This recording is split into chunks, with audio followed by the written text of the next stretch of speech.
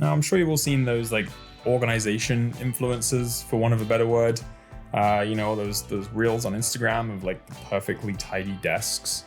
And for some reason, the backdrop is always like vertical wooden slats with like a walnut colored desk and mechanical keyboard and backlights and speakers around the monitor. And I don't know why every single office always looks the same, but when I see it, and if you're like me anyway, like you just sort of stop and you think, well, there's no way that is staying that tidy all the time.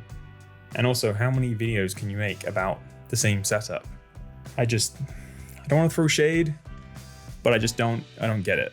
Anyway, this all is to say, as tidy as mine typically looks in videos, 90% of the time, this is what my desk looks like.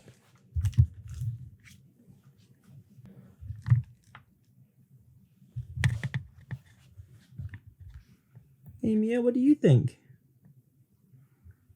What do you think of my desk? Huh? What do you think? Anyway, all that is to say that this is not another one of those organization videos about how this one little... Oh my god, the air conditioning just came on. Okay, the air conditioning just came on. I'm holding a cat, so I don't know how to turn it off. Hello. You have to stay until I finish talking. Wait, you have to stay. Okay. Anyway, that is to say that this is not another one of those, this will look perfect on your perfectly tidy desk. No, I saw this thing. It's really cool. It's really cheap. And I thought you'd probably want to buy it as well once you see it. I cannot do anything in this condo without there being some stupid noise. Anyway, that's my problem, not yours. The whole point is, we're going to talk about a cool product that I just found. But before I do that, I'm just going to grab all this shit and throw it on the bed to make it look like I tidied it up.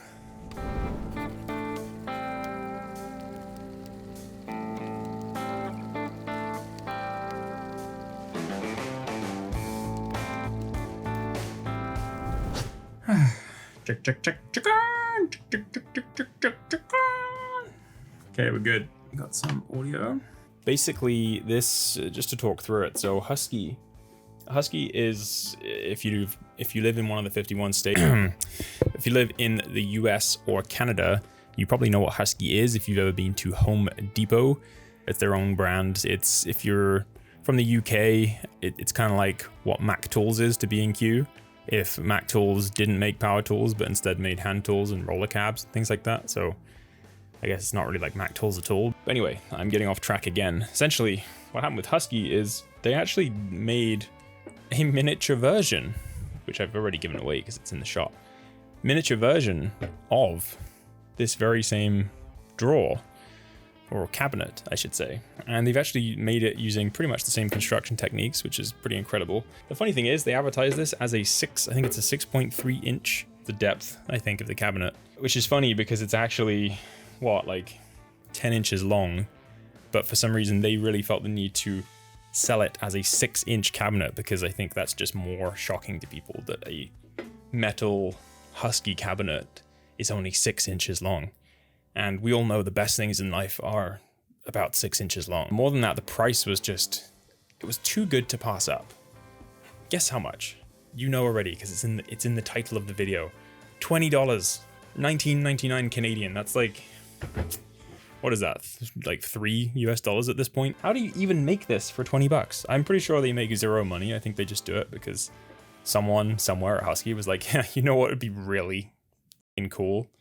It would be like a super mini cabinet. And they were like, yeah, but who's going to buy that? And then the guy was like, everyone will buy it. We're not going to make any money on it, but everyone will love us for it. And the best thing is, if you're in the city, you can order through the 1-day delivery DoorDasher, and it's like $13, so it's $3 more than next day delivery. So had to snap that up. Couldn't say no to same day delivery. I mean, that's just the best. Okay, so right off the bat, you will notice that I have added quite a bit to this. This was like incredibly easy to make, and I'm going to show you quickly now on the screen just the process of how I made this. All I actually did was went to Home Depot and bought these are laths. So I don't know if you've ever seen old Victorian houses. We used to demo a lot of them, or at least the walls, not the whole house.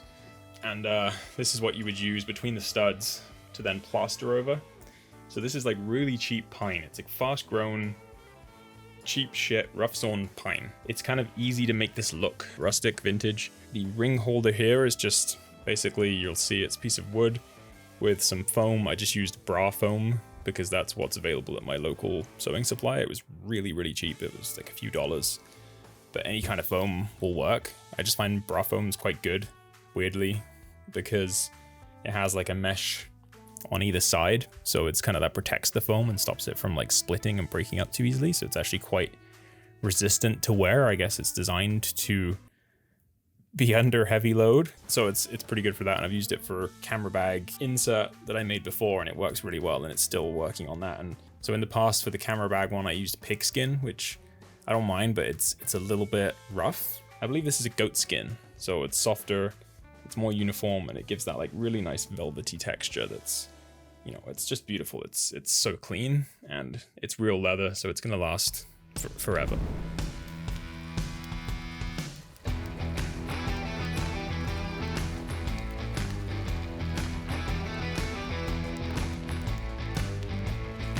So on the right side here, you have your rings. As you can see, they're really easy to take in and out. I really wanted something that was versatile enough to hold all different sizes. What you're seeing here is the Olympus Trip 35. This, for probably a couple of years, or at least a year, I'd say, at least a year now, has been like my go-to everyday carry camera. One, it's absolutely tiny. Let's say you had a camera this size, let's say like the Fujifilm X1/2, even the X100V is quite a bit bigger than this. Those are crop sensor cameras. This is 35mm, so this is actually the equivalent of a full frame camera, and it's only this big. And the other thing I love about this is when I've bought film cameras in the past, I have a fair few. One of the first thing that usually goes is the light meter. It's hard to say why, but there's always some kind of issue with the electronics. This one does not require batteries, which is really nice, so I don't have to worry about that. I don't have to worry about it not exposing correctly. Anyway, this was not supposed to be a camera review video. This was supposed to be a Husky cab review video, but it's also about the things I put in here, because I think that's sort of interesting. The other thing that I have in the top drawer is just this watch here. This is the Loris.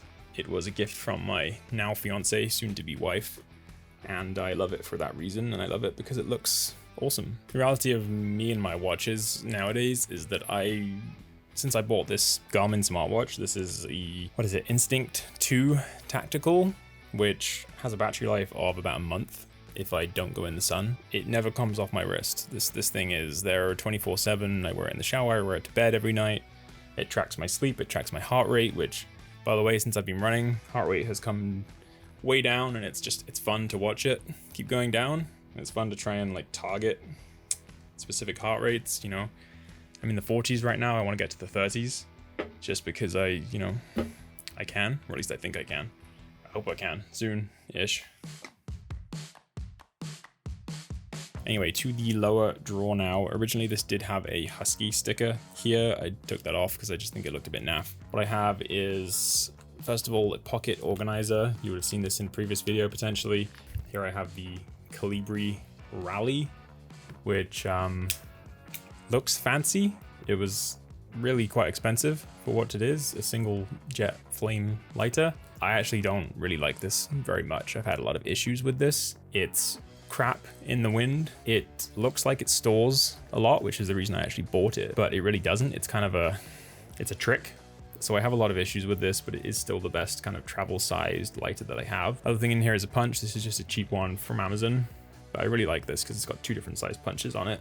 And I actually think, for me, punch is probably my favorite way to cut right now. Tried V-cut, tried straight cut, tried punch, and I find that punch for me tends to give the best kind of combination of draw and flavor depending on what it is that I have. But anyway, that's enough about that. As you can tell, I can't say too much because of YouTube rules nowadays. Second thing in here is a Klein Tools screwdriver. This is the 32600P, which is, in my opinion, kind of one of the ultimate everyday carry screwdrivers. The reason I got this is for a laptop or an SSD case or even a watch, like whatever you're taking apart. having a precision screwdriver set at my desk, which is typically where I'm going to be taking apart small things, I find to be very helpful, and I can always just grab it and take it with me as well. And the final thing in here, speaking of Husky, is a Husky knife. And there's nothing wrong with expensive knives, but in the world that I was brought up in, a knife is something that you don't really take care of. It's there to do the job that you need it for, nothing more, nothing less. You don't need the highest quality of steel, because as long as you keep a knife sharp, it will do what you need it to do. I haven't actually sharpened this for a while, but you'll probably find that it's still pretty decent. This is what, like 14, 15 ounce veg tan. You really don't need the best quality steel in the world to have a functional tool. That all is to say, I really love these knives. I think they have a great texture. They're really nice and thin, so they fit well in the pocket. They are cheap. This is literally like 10 Canadian dollars. But yeah, that's... I have never held this microphone like this in my entire life. It feels really wrong because it's a boom mic. And you're not supposed to do this. It just looks and feels weird. Anyway, that is my review or introduction of the miniature Husky toolbox. I know today's video was quite a bit of different style, a bit more laid back, or in fact a lot more laid back. I'm usually very careful with the shots I pick and with the things that I film, but I just found that sometimes you just gotta hit that button and start talking shit. Anyway, until next time, enjoy this, take care of yourself, and don't forget to like, comment, and subscribe if you appreciated this video. We'd love to have you in the channel if you aren't already, and yeah, see you next one. Cheers.